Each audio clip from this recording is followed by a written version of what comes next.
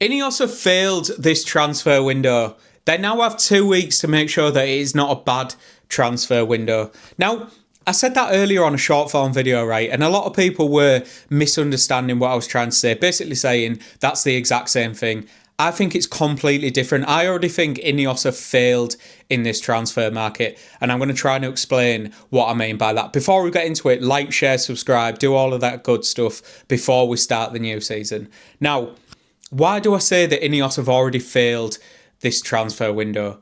One of the big things for me in a transfer window, bringing in new players, bringing in new squad members, you have to have them through the door early enough so that they can adapt to their surroundings, adapt to their teammates, so they are ready to go at the start of the season. Manchester United have now signed Yuri Tielemans, Andre Santos. Manchester United have lost in that midfield Casemiro, who had been there 3 or 4 years, Manuel Ugarte, who's been here a couple of years, to injury. Now, so you're bringing in two players like that, and fair enough, we got them done a month ago. They've had pre-season, that is fine. But the squad, in terms of numbers, is near enough exactly where it was last season. And we only played 38 games last season. So it was quite evident that Manchester United needed to fill out that squad. We've all said that through the entirety of this transfer window. I think Manchester United should have had our next signings in the door 2-3 weeks ago. Definitely 2-3 weeks ago. And if you use someone like a Lewis Hall as an example, right, and I'm not saying Manchester United are going to sign him or should sign him or whatever, we'll just use him as an example, right? You could say, yes, he's Premier League proven, so he can come straight into Manchester United. I don't think that's the case. It probably takes Lewis Hall a couple of weeks to bed into Manchester United, to get used to his teammates, to get used to the training facilities, all that type of stuff, get moved into his house.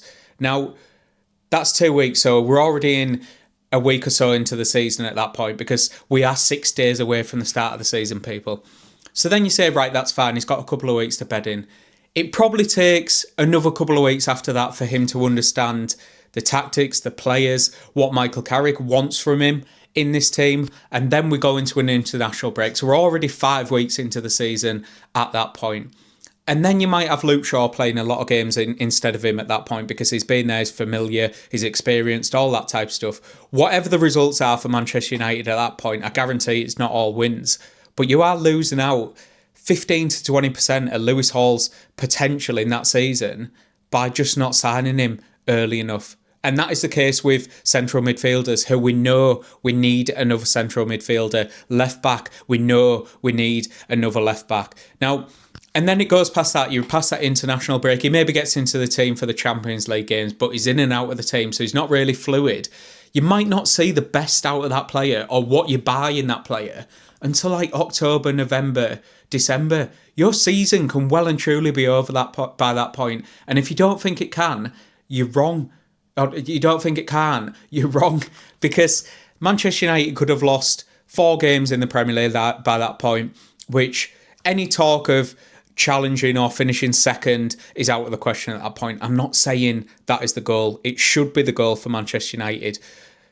And then even if you lose 2 games and you've lost 6 points at that point, you might turn around and say, well, that's not the end of the world. Maybe we lost to a City or whoever it might be. When that comes to the end of the season, if you miss out on Champions League football by 6 points because Luke Shaw's let someone run off the back of him and you concede a goal from that, then you turn around and say, well, actually, if we'd have only had him a little bit earlier, then maybe we wouldn't be in this position. And that is my number one issue with this Ineos transfer window. What are we doing now?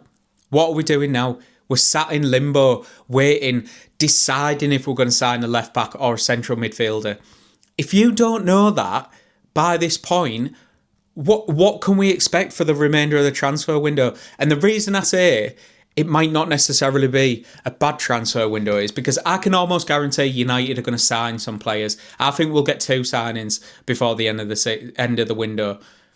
All 4 of these players might be a hit. So on reflection, you look back at the end of the season this year coming and you say, right, actually, that was a good transfer window. So it wasn't a bad transfer window, but you failed the transfer window because you didn't have them players in the door early enough to really impact your season. It's like, imagine you're saying to your wife, right, we're going to build a shed in the garden and we're going to do it for summer. So we're going to have loads of people around for barbecues, all that type of stuff. And it gets to July and you think, right, well, I've got the base down in the garden, but I haven't got the wood to build it. And your wife sat there looking at you thinking, what are you doing here? What's going on? And then it gets to August, prime barbecue season, prime barbecue and social time, right? You haven't even got the wood for your summer house. Where am I going with this? Do you know what I mean, though? You haven't got the wood. So by the time it's built, it's September, it's raining. Like, what are we actually doing in this transfer market? I think this is the thing that is really confusing me, because Ineos should have gone into this with a clear plan, knowing exactly what we need. This is what they've told us. Omar Barada said, we have a plan, we'll stick to the plan.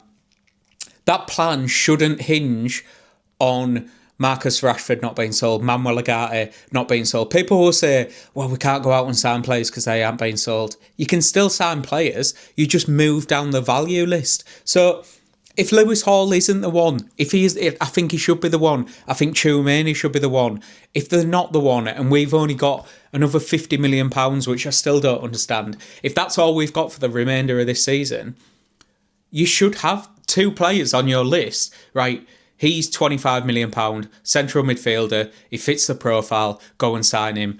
Left back, we've been rumoured with Raum, or whatever he's got. David Raum, is it? 27 million buyout clause. Why are we hanging on? If we know that our players aren't going to be moved on, Rashford's been given a squad number, you make your decision before the season starts. It's no good being 3-4 games into the season. You've potentially messed up against Ipswich at home. You've drawn away to Hull. And you're on the back foot. And the media's on the manager, and the media is then on the players, because you haven't acted quick enough in the transfer market. That game yesterday against AC Milan was the perfect kick up the arse for Ineos to make something happen in this next week. And I'm not going to come on here and say I won't be excited if we sign Lewis Hall, if we sign Mateta, if we sign Tchouameni, if we sign Belieber, if we sign Code. It doesn't matter to me. If we go out and identify targets and buy the right players, I'll be excited at that. It doesn't mean we haven't failed to this point in the transfer market. Yesterday was evidence of that, and it was the perfect reminder of what we are missing. We got ran through in midfield at times. Tielemans and Santos didn't look quite as fluid as what we were probably expecting. Bruno Fernandes looked really poor. And a lot of the goals came down from the left back side where Luke Shaw was. So Jim, Wilcox, Barada, you sat there watching this. Get something done. You failed the transfer market. Go out now and make sure it's not a bad transfer market. That's my thoughts on it so far, people. Get down in the comments and let me know if you agree or disagree. Like, share, subscribe, do all of that good stuff. Obviously, 6 days now until the Hull game. I think my plan for this season is going to be, I'll try my very best to do a preview before the game. So I'll look at what I think the starting 11 should be. I'll do a review after the game. And I'd like to do like a 5 things we learn. I'll do that on TikTok. Works quite well. It's quite effective. We'll see. Obviously, that's 3 videos per game. 2 videos, that's 6 videos. 2 games per week, 6 videos a week. It's quite a shift, boys, because I've got a job. But we'll see how we go. Get down in the comments, like, share, subscribe, and I will see you in the next one.